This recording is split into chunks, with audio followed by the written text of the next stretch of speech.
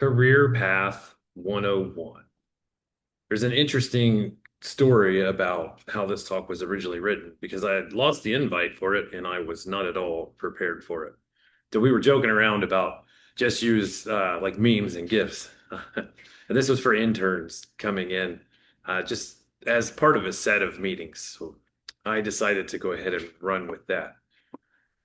I always liked to play Dungeons and Dragons. And sometimes I'd even have Halloween parties, but like it wasn't on Halloween. So I would just show up at places dressed up with a costume party. But I got too busy at work to find times to play Dungeons and Dragons. So I thought that was over. So no time, couldn't find groups as an adult. But a friend told me about a video game. That video game was Neverwinter Nights. So I bought my first computer and it had minimum requirements necessary to run that game. And I was hooked. So anytime I wasn't at work, I was playing that game. I loved it. And then, like all games, the hype started to die down. And eventually, I started looking at their tool set for custom content. And this game was a server based game. So you can build and host your own version of a module. There were a lot of custom community patches, a lot of cool stuff, but you could put it together and host it, and then people would join. So that meant I could build my own world, and people would come and play there. And I had like a love for that game. I loved it for so long. I just could not let it go. So I learned a C-based scripting language that just took me as soon as I started learning it. I was absolutely hooked. So from that point on, I always thought about programming for that game.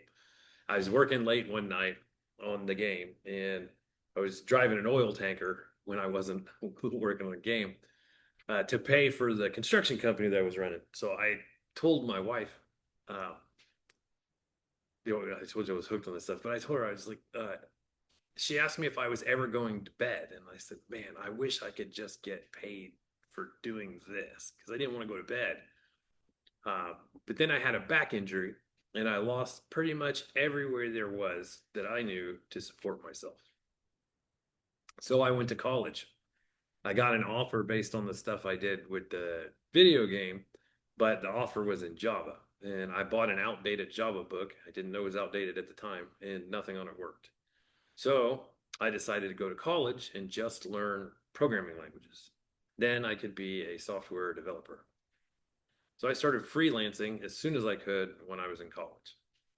I built websites for dirt cheap. I wrote software that had VB.NET front end and C++ back end because I didn't know how to write GUIs yet. And in college, you learn that you have to use C++ or you're not a real programmer. In no way could you possibly use VB.NET. So I took so many intro to programming classes, it was ridiculous. It was all the college. I took all of them the college had to offer, I think. Um, and when they told me I had to seek a degree and I could not just keep taking programming classes, uh, I told them that this is a community college and that's exactly what you can do. Just take the classes.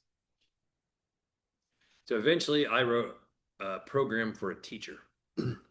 I wrote it for free, but she insisted on paying me for that. She liked it. It worked. We did some revisions on it. Like she asked for stuff or talk about stuff, and then I'd update it. Um, and she used that in her day-to-day job, like it was a real problem. So she referred me to some friends of hers that were hiring, and I got hired. And I programmed there as an analyst for 2.5 years. But I was not happy at all from day one. I wasn't doing software. And these people use old and outdated stuff. I didn't like data processing at all. There just had to be more to software than this. I know there was because I was doing the video game program stuff. But so like, where was the programming world in what I was doing? And the boss and I got into it, and I ended up applying at other places.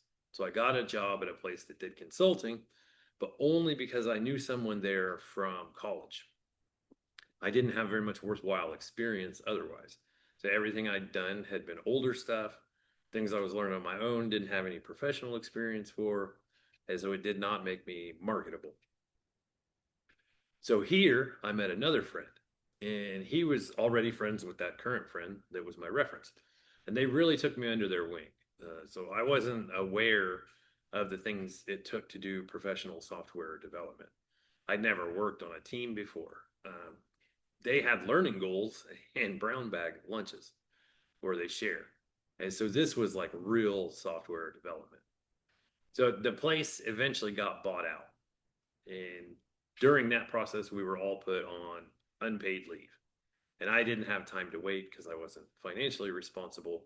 So I went back to that first place I had worked because this time it was going to be different because this time they wanted me as a software developer now that I had development experience and not an analyst. So it's going to be different. And it sort of was. It was lightning and thunder out there. So these people wanted me to come back and modernize their work, but then they wouldn't let me do that. They said they said the things they needed in order to get me back when we were talking, but nothing had really changed. They just needed me back. So I wasn't doing analyst work anymore, but I wasn't allowed to implement the things that current developers couldn't understand. So they wrote in classic ASP, VB6, Quick Basic. They didn't even know that the tools that I knew how to use even existed, let alone to solve the problems with them. So it did not work out. So then I went to a place that gave me a really good pay raise, and it was more of a corporate environment.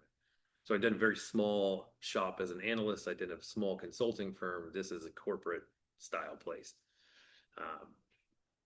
The other place I worked was corporate but like the analyst job, but because those guys came from banks, but it wasn't large enough to be corporate. So now I'd learned from my friends and previous boss at the consulting company what my worth actually was, especially with the experience that I got. And I knew I could get money. So let's just say that I don't work very well in corporate environments. I did not know this until this job. So we started off in the interview with, "Oh, we love how candid you are," to and it ended up actually arguing out loud on the engineering floor with my manager, who often yelled at me or raised his voice at least. The owner of the business said he loved how salty I got. And the project manager appreciated my candor. And my manager, the engineering manager, said I need to be more political. So this is where I figured out that I'm not working well in those. But this is where the dream finally came true. I was working in a Windows stack this whole time. But I used Linux at home ever since my first semester in college where we had the Linux class. So during my tenure here, I switched to Java and JavaScript using MacBooks. And it turns out they were buying a smaller company when they had picked me as a Java developer because of some of the stuff we talked about in my interview. And they knew that from the moment that they hired me. But you can imagine my surprise as a C# developer. Now they're saying you're a Java. But so despite that not being a good process and way to do that, I did it because once you get locked into a stack, it's really hard to get out of it. So this was my full chance here. And I've specialized in JavaScript ever since, and TypeScript as well, like that whole stack, React, Angular, stuff like that. But this place here was like burning a hole in my soul. I had the money, but I wasn't happy. And this is the best paying, one of the best paying places in my area. So this is also where they kept trying to get me to go up the ladder. The manager would take me in at our one-on-ones and show me the spreadsheet with stuff highlighted in red and stuff highlighted in green, skills and tasks. And they're like, "You do all this well," he'd say. So I'd like, "Yeah, that's because that's part of my job. Like I have fun as a software developer and I'm good at it." Then he'd say, you need to do the work on these places here, the red stuff. But it was stuff I wasn't interested in, didn't consider my job. So the conversation would go like this: but you can't be a senior developer. So that's fine. I don't want to do the senior developer stuff. I'll just stay where I'm at. And I said, but you have a salary cap. I said, that's fine. I have as much as I need now. I'm not at the cap yet. And they said, but you can't get promoted. I said, that's fine. I just want to write software and do my thing. Like, I don't want to get promoted. And that was very, very confusing for them. So the same two friends that I'd worked with before at the consulting firm, they got back in touch with me. The place they worked for was hiring. And I was excited to go and work with my friends, and they spoke very highly of the culture. The problem was they did not pay enough. And I knew from that point that it wasn't about money, because now I had the money, but I didn't like my work, and I liked my work before. So there was a time I was sitting at a restaurant with these same friends, and they were talking about a high paying job in Chicago that they more than qualified for, but everyone was laughing and was like, nope. And I could not understand that. They said it was because they knew what they'd have to do in order to get that amount of money, and it wasn't worth it. And that finally sunk in. So I made a budget with my minimums, and talking with my wife, we did it together. And the job I was at was, like I said, it's just ruining me. So we decided that as long as the offer was above that minimum budget, we'd do it. So it was, and we took it.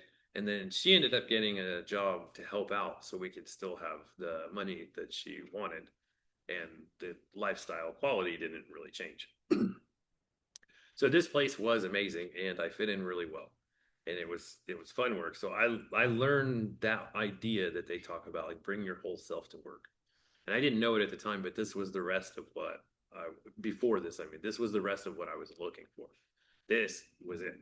So I started working on goals and improvements with a few of the folks there just normally. So we'd pick little things to work on and make ourselves better. The engineering team would get together regularly and we would learn stuff together. And so I had finally invested myself in a place, and I made friends, and I took part in the outside work activities, and we drank a bunch of beers. So there's a Marty. So the Marty is a person, and he was the director of technology, but it's also a verb. So on Wednesdays, you would leave a half an hour or so early, and you'd go across the street to the bar with Marty, and then we would drink as many beers as we could before Marty's wife came to pick him up. So there was a timeline, and that was a regular thing we call a Marty. So you can do a Marty. So this was a flat structure at this company too. So it was great. There were a couple directors, but everyone else was a developer. So I started looking at like what it takes to be a professional. So more than just being good at my job or slinging code, but to be a good teammate and be part of a community. So I set goals like contributing to open source projects, being active on Stack Overflow, trying to answer some questions before. Man, those guys are fast too. So tend to get the hard ones or the specific ones. So I read books on conversations so that I could do better at that. I read books like Radical Candor, Clean Code, The Clean Coder, Pragmatic Programmer, just whatever you can find that says not code, but how do I be better in as a team member. And I learned to draw so that I could be a better front end developer to help project stuff in images in my head and just be more creative. So things that made me generally better at work. That's what I was looking for. So I started doing things managers would do as well. And I actually started training for their new engineering manager role while I was there. So I was having pretty much the time of my life. But things changed, and things did. So they added more structure. They added career ladders. They're introducing HR type roles. And the company was going through a lot of changes, and so was the culture. And it wasn't the place that I thought it was anymore. And I didn't know that it was coming either. I just looked up one day and I realized, like, man, I'm burnt out. And so that's how it happens too. You just realize it one day, even though it's affected you before that, you haven't noticed. So it just so happens that right then I had a job fall in my lap. And that's how it happens too. So when you're engaged in things and you like your job, things don't fall in your lap. That's because you're just engaged in what you're doing. So it was the same old place again. The owner retired and their head guy was leaving. So they needed someone to come back who could hit the ground running. And the owner was a new face. They were saying all the right things, but it was it was horrible. The new guy had never ran a company before, never really had leadership experience, but he was also really into drama and drama with different people. So he was making little cliques with the groups of people, and they were talking about the other groups. So whatever group he was in was talking about another group, and he was having me work with people about long-term goals and plans for promotion, talking to him about it. Well, he's also having me actively try to replace them. Uh, he was definitely a micromanager. So I was in charge of pretty much everything that was related to technology. I managed the offshore teams, including hiring. I was in charge of moving us to the cloud. I was in charge of on site infrastructure. So it should have been great because all those things are cool, but it was not great. In fact, I had to explain to the boss on several occasions that how he was saying things was ageist, sexist, toxic. And I remember being on the phone troubleshooting a bug in code that I'd never even seen before when I was away on a long weekend in Boston. So I'm on the train, leaning over people's groceries, holding my hands up on the wall because it was so packed. And, you know, people work till 2 and 3 in the morning regularly. So I started looking about a month or so after I got there, and it took 6 months. So I switched jobs to a full remote position from them, remote first. And I actually already accepted another position, but they tried to lowball me when they were hiring me. And they switched from a paid relocation to we will give you a bonus after the fact. And this wasn't the first time this had happened in an interview, but I wanted a new job. When the place I'd actually wanted called me, they wanted to interview me. So I went to that interview with complete confidence because I had a great paying offer already, and it was moving me to Tennessee though. But so no worries at all. If I didn't make this interview, I just took one shot at it. So I was joking with him in the interview, and I only just passed the minimum bar for the tech stuff, but it was the interview was smooth because I didn't have anything to worry about. And this was a great culture. They followed the Spotify model. The teams were autonomous. It was fully remote, results driven, and again, like I had a blast. So this is what programming was, remote too. It's what I always wanted. It was I was pretty good at things at this point. So, and I was good at being a programmer. I knew the Scrum rituals. I did the right things to drive change. I was, very, very consistent with work-life balance. Um, in fact, the previous job, I had got an award for work-life balance, and the first couple of minutes was recorded because it was my manager saying it was fitting that I wasn't there to receive it because I'd taken a spontaneous PTO day.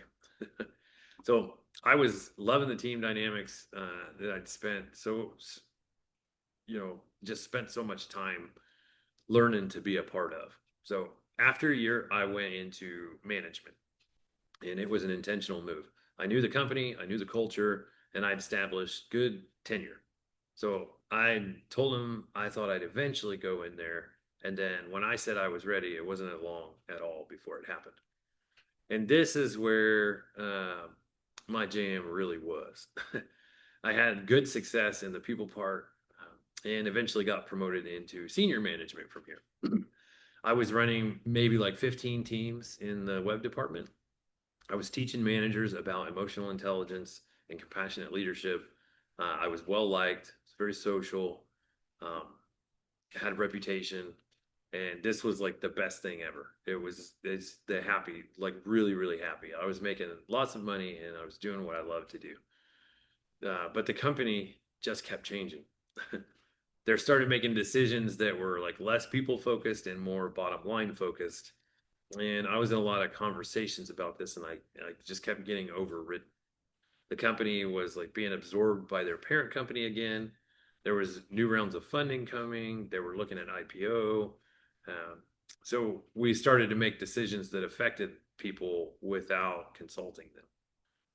My manager was starting to become more involved and in that micromanaging. We didn't see eye to eye on compassionate leadership at all.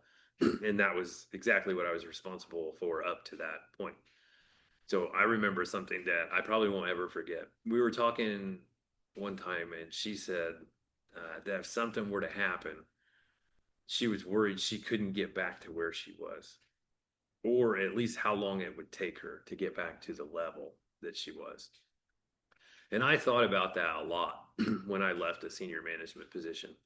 And what I realized is that I wasn't in that role for the position and the title. I never was. I was there because the talents and skills that I had and my values and what was driving me to management in the first place. So it didn't matter to me that I wouldn't be a senior leader anymore. I just wanted to be a leader.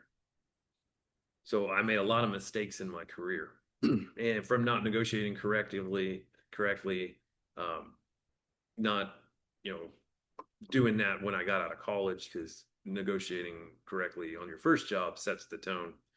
And that was explained to me by one of my bosses later. To just sort of, I went from there to like sort of just floundering around. So, like, what if we could just jump to the end part, or even to now, where I'm doing what I want to do and I know how to get what I want? Because here's the thing, if you're not planning on going anywhere, you shouldn't be surprised when it actually works out. You don't go anywhere. That's what you're planning for. So if one doesn't know to which port one is sailing, no wind is favorable. So the problem is that people don't usually know how to get where they want to be. In fact, they usually don't even know where they want to be. So you think, like, I want to be a good developer. Fine. What does that mean?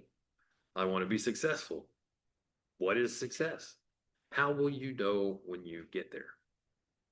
How will you know if you're still on your way? How will you know when you get there you still want it? As these are things that are like shown to us or they're implied to us, but we never really get taught like how to implement them. We're chasing big paychecks and we want the white picket fence with the dog, or maybe that's just I'm that old and that's what the dream used to be. But the point is there's vagueness to it all.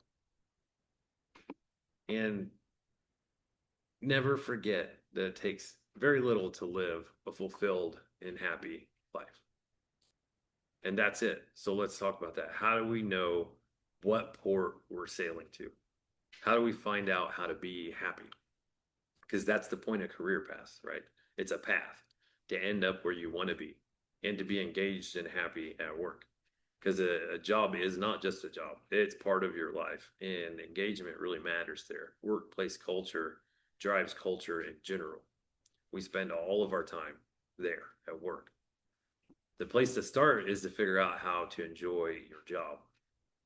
And you might ask why that's important and how it relates to your career path. And that is a fine question. If you're working for the money, that's fine. You're constantly going to run into eventually being able to make more money. And that's going to be more money than your general raise. This happens even in factories from before. Eventually, the new salary rates are higher than what you're going to get from a raise at the current place. But you also have to remember some places pay really well because of what they expect from you and what they're going to take from you, which you may find yourself not wanting to give. There's always going to be a way to make more money, and that's just what you'll keep chasing. I saw that happen with friends of mine. Um, I saw it happen to a friend when I took that pay cut before. Um, he would just say, you know, show me the money. And not too long ago, he had told me that he had all the money and he wasn't happy. And he couldn't leave because no place would pay that well. Um, but he did finally get the money he was after, and then it was the culture that he wanted, and his job was hard on him. So if you work someplace just because you want to solve cool problems, then you'll be able to find someplace else that solves cool problems. Especially when you get to the point where you're like, oh, this is bull, that you're going to find cool problems elsewhere. And it's easy to get frustrated. And then other problems will seem cooler than the problems that you're working on. And this can happen when you're not engaged. So what we want and what I think is the missing piece is to work for a place where your values overlap and problems interest you. This is a couple of different companies' values. All companies have values, and they're important to look at, and no one does. So when your values overlap and you use your skills and talents to live out those values, then the rest falls in place. If you don't do that, I think it's hard to find the right place to work. So that's the step one. And that's why enjoying your job is a very important part of your career path. Because eventually you're going to get to the end of the grade system. And then what? How do you stay motivated then? Because I was in a job more than one time with a flat structure, and one of those was with my friends, and it was fine by me. But other people had issues with that, like not having the titles and the steps, because but that's because of this part here. Um, the first thing you need to do is find out what your values are, and then what are your skills. Like list what your skills are, list what your talents are, and then look at the company values and find out where those things overlap. And then step two from there is to figure out what success means to you. You've got your values and skills and talents all listed out now. So what do you want? Like it could be, especially now, just to become a great programmer or great in your field. And that's fine. But the idea is to come back and check on this definition of success now and again, and then again along the trip to make sure that it's still what you want. And this is part of a regular goal setting system that everyone should be doing. Career coaches are here to help with that, but you should be the one driving it. And but this can help you anyway. If you have problems figuring out what success is, then you can go long term first. So the highly 7 Habits of Highly Effective People is a great book. And the second one, the very second habit, is begin with the end in mind. Simon Sinek says, start with why. But you want to find out what you want, and that's what success is. So they say, like, pretend you're at your retirement party. Folks are coming and they're saying words about you.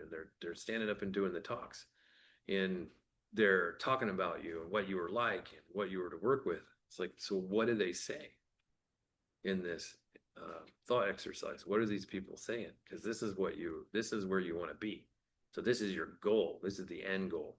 That's why we think about the retirement party. You're looking back on your career and what do you want other people to say about you?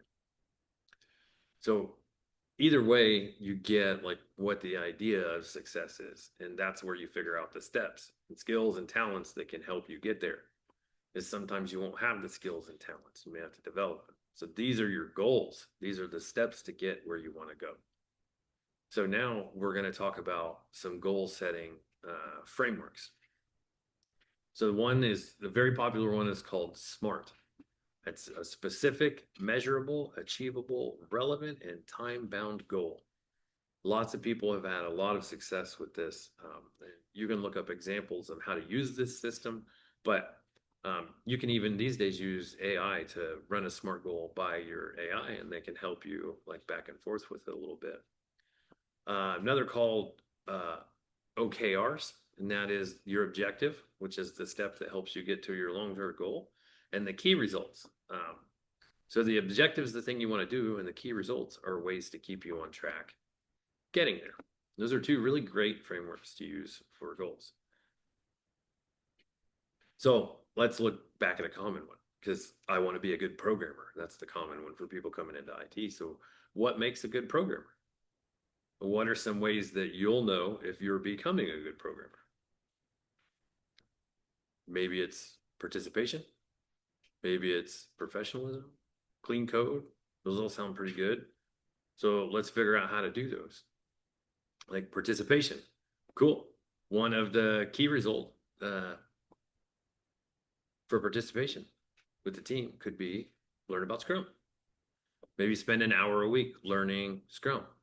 You can't fail because it's not binary. You're just spending time learning about it. It's measurable because you have an hour a week, and so maybe it's like speak up in meetings. That's a good one. Maybe if you're an introvert, you could learn speaking and meeting tactics for introverts. They do exist. Maybe if you're more extroverted, you can learn about active listening and interrogative questions. So what about professionalism? You can learn about what clean code is. There are books: Clean Code, Code Complete, Pragmatic Programmer, The Clean Coder, Software Estimation, Demystifying the Black Art. Those are all things you could do if you want to be a professional.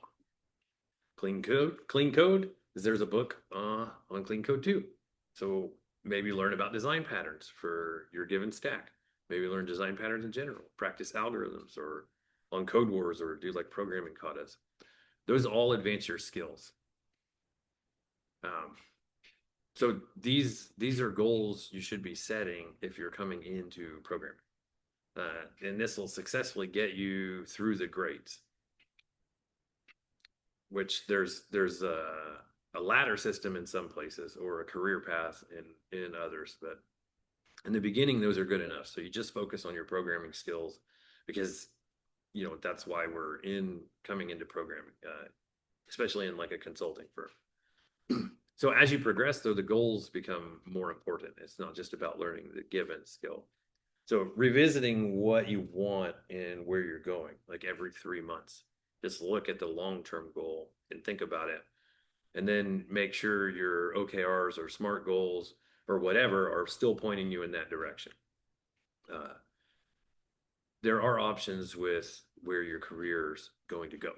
So there are different paths later, like architecture, technical leadership, people management, project management, or just directly into more senior roles. So being aware of your goals and focus on getting somewhere is the important part. So use your career coaches. If you don't have a career coach, find one, find a mentor, and make them work. So I've had many mentors over the past, and people who just helped me with social skills, people who helped me with programming prowess, people who helped me in management, and people who've helped me with emotional intelligence and compassionate leadership. Find a book club. That's always a good one. So with programming or any skill, you don't just become a good programmer or just reach your goals one day. Like, poop, I'm here. It's like being fit. You don't just wake up one day and you're in good shape. It's a continuous effort towards a goal, and then one day it happens. And going to the gym one day is not what makes you fit. The regularly doing that because of your long-term goals to get you there, because you can't just expect it to happen because it's what you want. But you can certainly expect it to happen. It's just not what's going to happen on its own. So pick a point, find the steps to get there, and then do it. And then do that over and over.